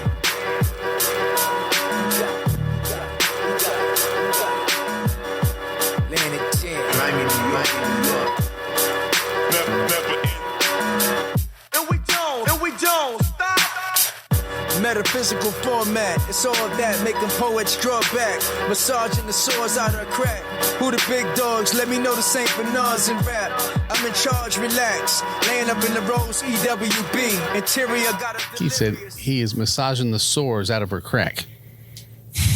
Gross. Track number 2, Style Wars, featuring Tash from the Alcoholics. Alcoholics, yeah, from the Licks.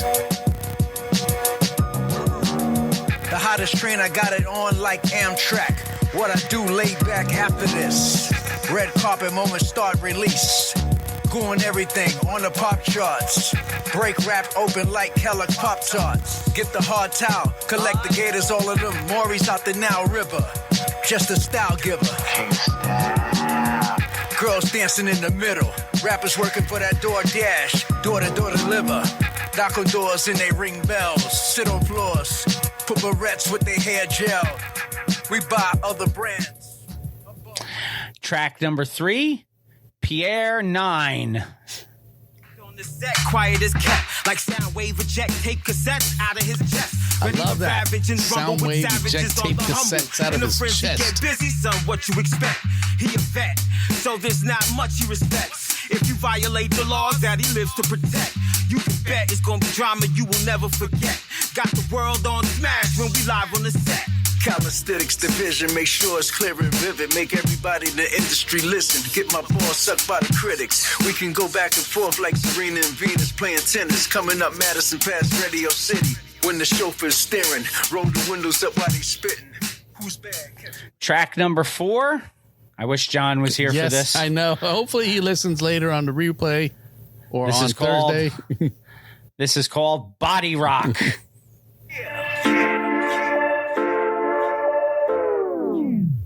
Black manna, tuxedo grammar, paparazzi out there, flashy with the cameras. Girls like to dance to my voice with stamina. She gon' back it up to the B-boy caliber. Drive a Dodge Challenger, fly beat added up. Private jet to Canada, Grant on the drum box. Leave a crowd so shocked, don't stop the body rock. Party hard, la-di-da, keep sweating in the spot. See the night gon' be large. I play Elder Barge all night, it's amazing. Leave the crowd going crazy, going to a frenzy. IG friend me, baby don't tempt me. We could get friendly, VIP plenty. See you all grinny.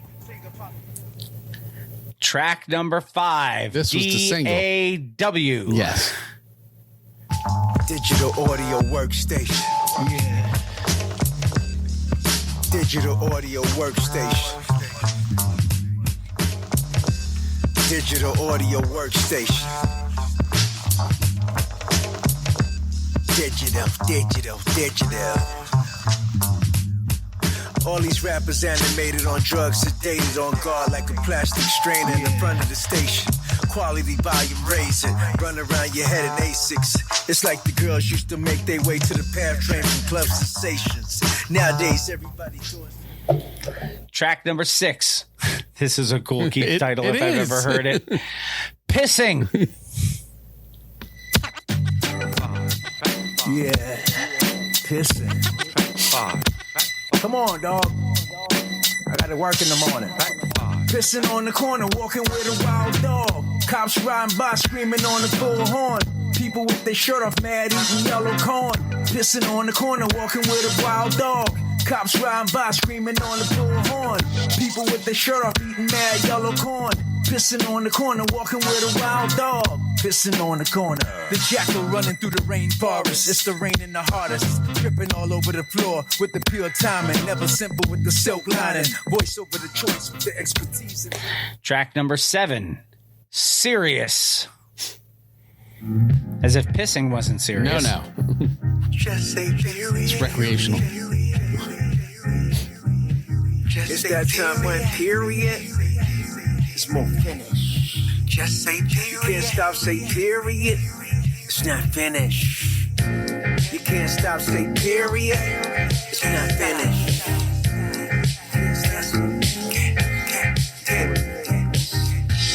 You can't stop, say period. She come in minutes. You can't stop, say period. She come in minutes. Can't stop, say period. Track number 8 featuring Mark live, Nights. Nights down the boulevard. What it used to be. It's not what it used to be. What it? Nights down the boulevard. It's like the intro to a 1970s TV show.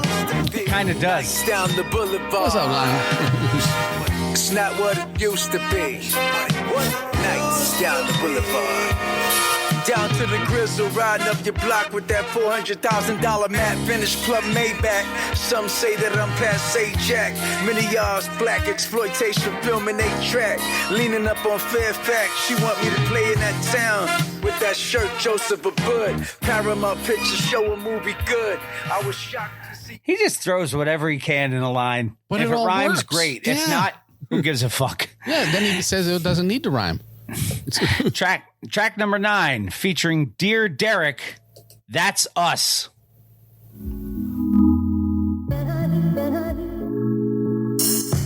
The smooth, sit back and watch the stars rise. Impersonators of Emmanuel Lewis, maneuvering LeSabre Buicks. The gum is so hard they can't chew it like Huey.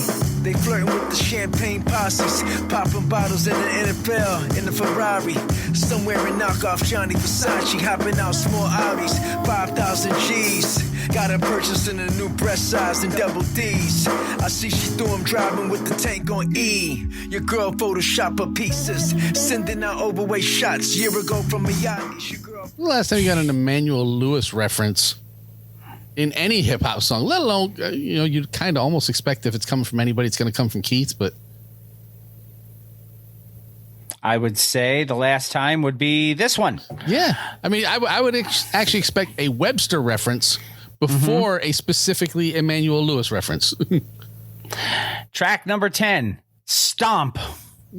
Features Savion Glover. Stop to the chair.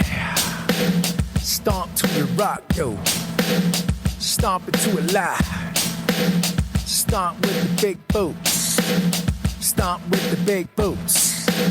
Stomp with the big boots. Stomp with it. Your face glucose a minute, your brain apprehended, your fan base dizzy and slightly offended. Most of them backed up from the tail up with a lot of stress and tension. They constipated, can't lay a decent sentence. All they got is the Napoleon complex. They should be careful with the business they attending. Your skill and show performance won't be mentioned. I leave early from the concession stand before the untalented enter and end it. Nobody dropping metaphors. They scared and real timid. Last track on the record. You know who else is not dropping metaphors? The Twins. The Twins. They drop a whole lot of similes. They do. Track number 11, Jim Kelly. Freestyle where? Jim Kelly. Enter the drag. Into the drag. Into the dragon. Into the dragon. Why is Jim Kelly going into the dragon? I don't know. Give me a second. Piss on your area. Let the words shit on your verbs. Cause this mass hysteria create a hurricane. Warning. Y'all gonna see the clouds with a lot of pouring. Lightning and thunder while she masturbating on your cucumber. I'm parking on your lawn with a jet black Hummer. Y'all look out the window and say that motherfucker. He can say that all he wants. I don't believe Keith would drive a Hummer. I don't think he would either. That is Cool Keith with Carpenters. Yes. Your record of the week for episode 586.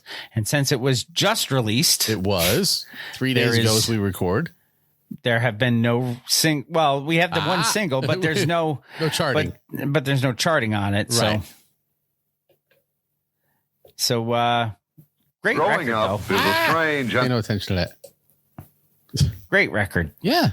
I obviously am like Cool Keith's biggest proponent. I mean, I'm going to tell everybody in the world that Cool Keith is the greatest lyricist ever to walk the planet Earth, or whatever other planet he has been on. Right. But this is a really good album. From what I've only listened to it twice, and again, of course, I'm biased, but yeah, no, it's Carpenters with a K, Lion. Yes, Carpenters with a K. Keith does not have any kind of eating disorder. No, that we're aware of. He wasn't a very good drummer. He was Karen Carpenter was a wonderful drummer. Yeah, especially compared to Cool Keith, I'm sure. But and I'm glad Lion showed up when he did, because what we're about to get into is done by two friends of his. Aha! Yes, it is. And what we're going to get into before we take our final break is our older than new for episode 586. The old to the new is called, and we talked about it during the news segment. It's called New Gens, and it's brought to you by friends of the show, Chuck D and Daddy-O. So let's give a little enjoyment to New Gens, Chuck D and Daddy-O. Growing up is a strange and exciting experience, full of pleasure, pain, and wonder. And everyone asks himself, How will I turn out? Weird, I'm weird too, but damn you weird. Can't stand the way you, goddamn you weird. Oh, say you can't see, but can you listen for a minute? If you cannot see it, but cannot hear it. Whoa, new gents can't dance to this. New gents don't listen to it. Make a face like it just smells something. I don't get near it. Bullshit you like, none of what you heard. Or gave 5 mics. Word, words matter like hell they don't. You could go to hell, I sure won't. You're mixing this with that with this. Everyday flavors, every generation got its favorites. You know who you are. New gens, spark the engine. Number 9. I've been your age, you ain't been mine yet. And don't forget, new gens, I love y'all, have a ball. New gens, spark the engine. Number 9.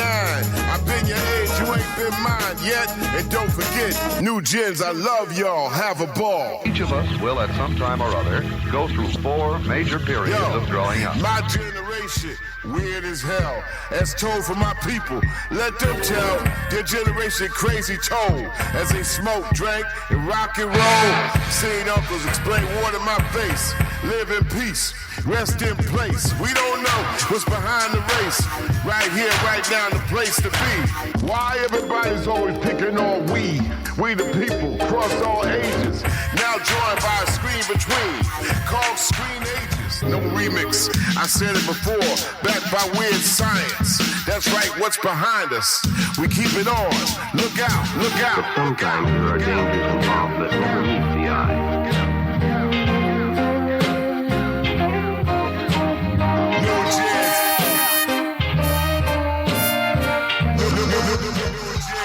Spark the engine, number 9.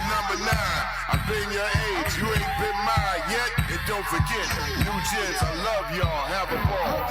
New gens, spark the engine, number 9.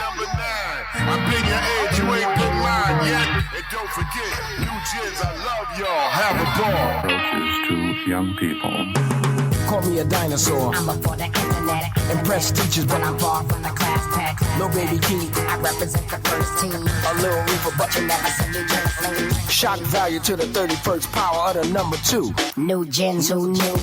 The same daddy-o From the band Stetsasonic. reppin' with new gens. And you know he be up on it. 2016, I think I found a holy grail. Picked up my mic again, I knew I couldn't fail. I start considering the odds, what I'm gonna lose. But I ain't losing nothing, you do my interviews. They say I got no filter, I'm wondering if it's true. But when you speak the truth, so funk ain't into you. I've been accused of trolling, they say I'm chasing clout. Some people claim they legends, but don't put nothing out. Some people claim they legends, but don't put nothing out.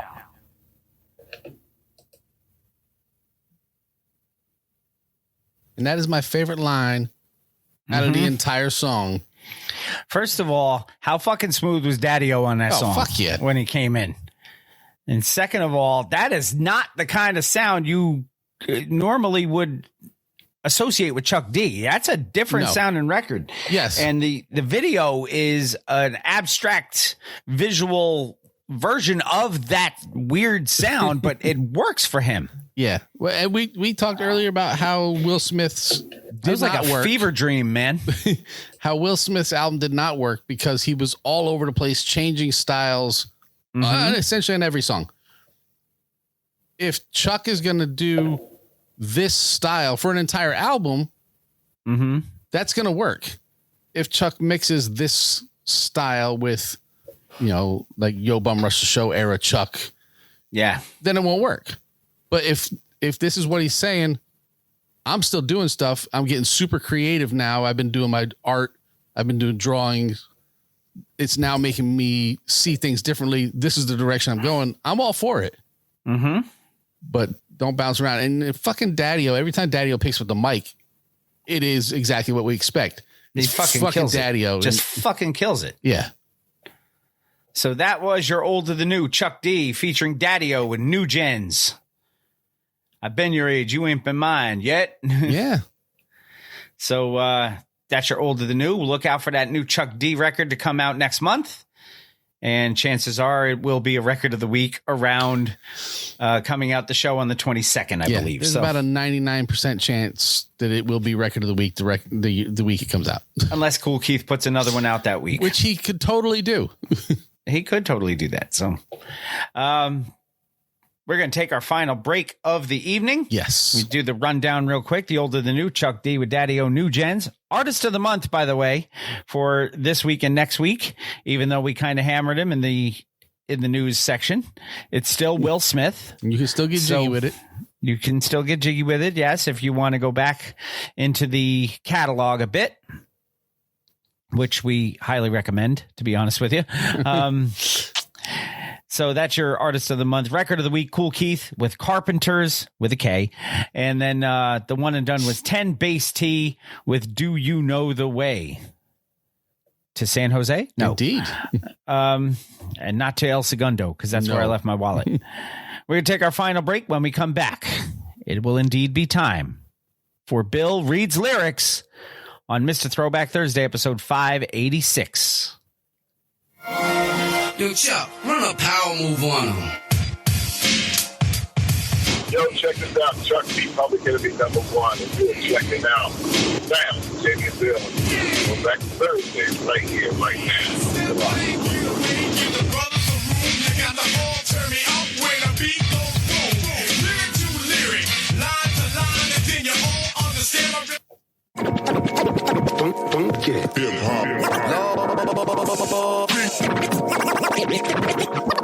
But it starts with Bill. I'm Bill S. Preston.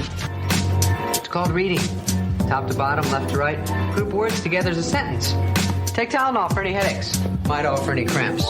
Most people probably don't listen to the lyrics, but they should. Welcome to Bill Reads Lyrics.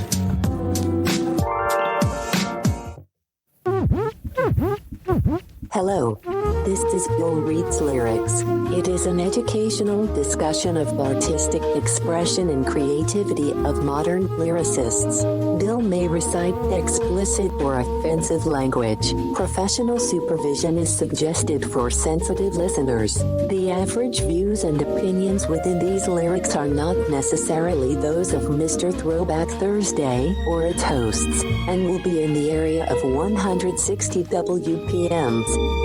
We hope that you will find our presentation precise, humor heavy, and just right. Thanks. Welcome back, Mr. Throwback Thursday, episode 586. It is indeed time for Bill Reads Lyrics. It is. And I'm assuming it's probably going to be a Cool Keith thing since that was our record of the week. I'm actually, I'm shocked. And it was intentionally stay away from Cool Keith this week because we have a Cool Keith album we're going to have later on, like Cool Keith said. Mm-hmm. So I wanted to break it up a little bit. Okay, then. So I will send this over to you in a private shizat because that's how it goes. And I see a one. Oh, okay. Here's a group that we use quite a bit, actually. We do because, like Cool Keith, they have some entertaining lyrics. They do indeed. So I would like you, if you will, yes, to go to verse 3. That's 1, a 2, a 2, a 3, a 3. That's 3. The chorus. That's a 2. And probably chorus, yes. Mm-hmm. And a 3. A 3, yes. So, with no type of ado, none. Sesame Street Grover Styley, whether nearer. I don't think this is going to be as innocent as I think it is. Or further, we'll cue what we now call the motherfucking piano. This is why we disclaim this shit. See, it's like this. We believe in getting what we can out of a bitch. Dope or dick, suck or fuck, cheese or an ass lick. These hoes surprise me none. I know what they capable of doing. You gotta drop to the waist side, 'cause I gotta get some chewing. This a amateur flick, bitch. You gotta do your best. I worked your ass in the past, but never just put you to the test. It's time to roll. I gotta get it at a show. You gotta come out your clothes on stage. Freaky bitch. Freaky bitch. 'Cause you a hoe. 'Cause you's a hoe. I'm coming as fast as I can get you. 'Cause I really don't want to be with you. The first you fucked up, my pimp Stizik is out. Out to get you. I really don't give a fuck about you, bitch. Yous ain't my mother.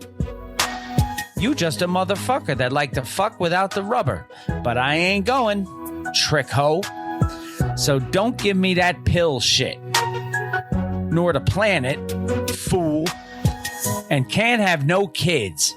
Shit. Just lay on the bed so I can catch you from your bedside. You fucking groupie. Lights, camera, action. This a porno movie. It's like that. And that's the way it is.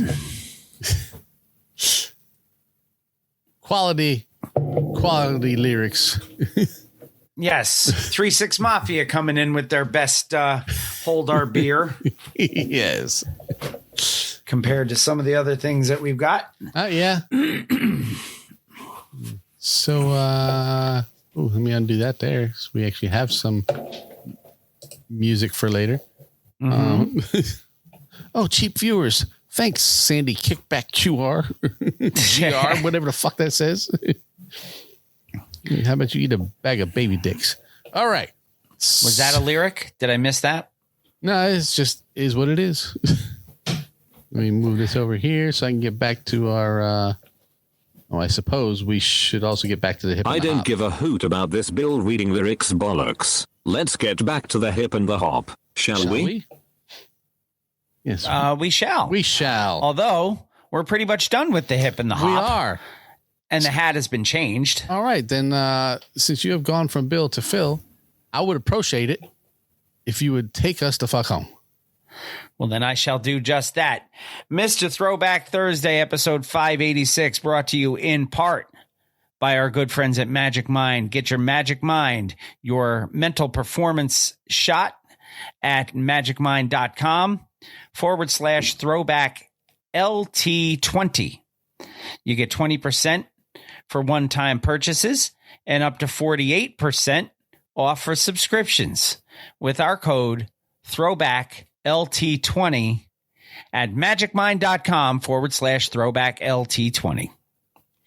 Our good friend Marshall Fox, he is the original Rug E Fresh. He makes Def Rugs. Def Rugs are hip-hop, high-quality hip-hop themed rugs. And he is partnered up with the Green-Eyed Bandit Eric Sermon. Get yourself a Def Rug today at defrugs.com, Facebook, Instagram, and Twitter, all at Def Rugs. Do you follow Marshall on social media? I do. Did you see that he was just hanging out with Final Level? Yes, I just saw that. And Final Level did a Fox drop for him. I did see that, yes. So I need to reach out to our friend Fox and see if he has contact info so we can get a drop Final Level. For Final Level. So we don't have to go through... For 2 T's, 2 U's, 1 Ola. So we don't have to go through the gatekeeper that is Mick Benzo to try to get to him. Bring that party back.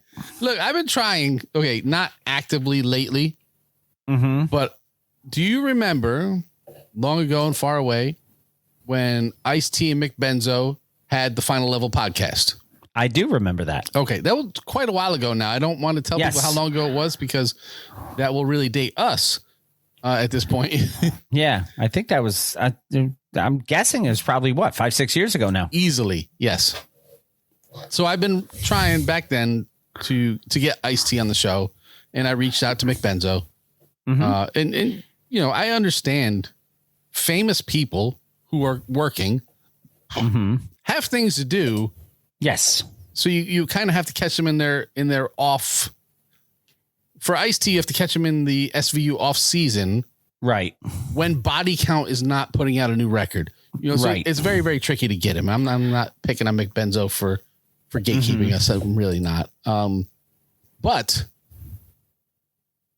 it is difficult to get through Mick to get to Ice-T, even if he is potentially available. Right. So I want to talk to Fox and see if he's got another way around. Because Fox has been hot and heavy lately. He was in the studio with Busta. I saw that too. Hanging out with Final Level. Mm-hmm. So, who knows where he's going, what he's doing. But you guys should follow him. Yes. At Def Rugs, at Ruggy Fresh. Yeah, all those places. Yeah. And he's a good friend of the show, and he makes a high-quality product. He does, and he's been on the show. Yes, he has indeed.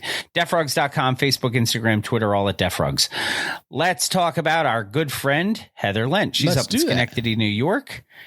We affectionately refer to her as... And that's because she is the proprietor of the Bittersweet Candy Company, where she makes candy and chocolate that is handmade, small batch, different, and delicious. There's Final Level for you. Check them out on Facebook and order at bittersweetcandy.com. Use our code THROWBACK and save 10% off of your order at bittersweetcandy.com. Yes. Melted Mics, MLTDMICS, meltedmics.com. Hip-hop themed t-shirts brought to us by our good friend Pumice T. Mendola. You can order those t-shirts and use the code MR Throwback Thursday to save 10% off of your order at meltedmics.com. Yes. So make sure you go and do that. Don't forget to visit us on our socials. Let's start with anywhere. mrthrowbackthursday.com, the homepage for everything Mr. Throwback Thursday. You can go there, check out everything that the webpage has to offer, including leaving us a voice message at the Hit Us Up. You can also follow us on our other socials, including the artist formerly known as Twitter, or X now. It is at @the_MR_TBT for Jamie, Bill_MR_TBT for me. Also my Instagram and Jamie's Instagram is at MR Throwback Thursday, which is also our TikTok feed for when we post little snippets of the show, which Jamie has to beep out now for that, which is kind of funny. I do. I do. Yeah, you know how much extra work that is just to throw that little beep in on time? Yeah, I can't even imagine. But I do that so that they don't say, ding us. You said something you shouldn't have said. But I see movie clips that are on there all the time that curse up a storm, so I don't get it. And I'm sure I could probably leave.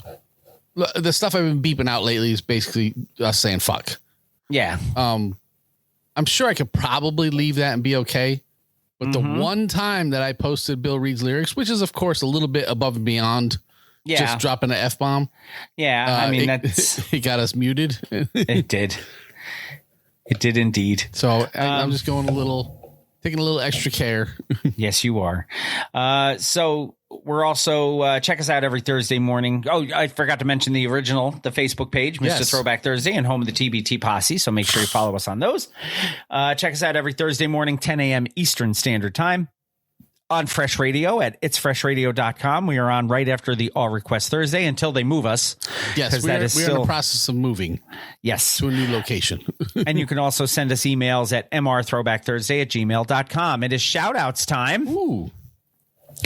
Shout-outs start to Gail Dunmeyer and Manny Baez and Sarah Henderson and John Henderson and Hugo Gonzalez and Sanket Patel, Clay Arsenault, the Shrieking Warrior, Jennifer Buchanan, Jason Heath, Jessica Walker, Shane Hatley, Ahoy Mateys, Captain Ricky Schnarr, Mr. Cranky Pants, Brian Hollenbeck, the legendary Kevin Van Buren, Robert Jeffroy, Win with Ken Elsfelder, Kate Harvey, Catherine Liska, Wanda Calamia, and Gunther, and Lion Linwoodell, and the doctor in the room. Yes.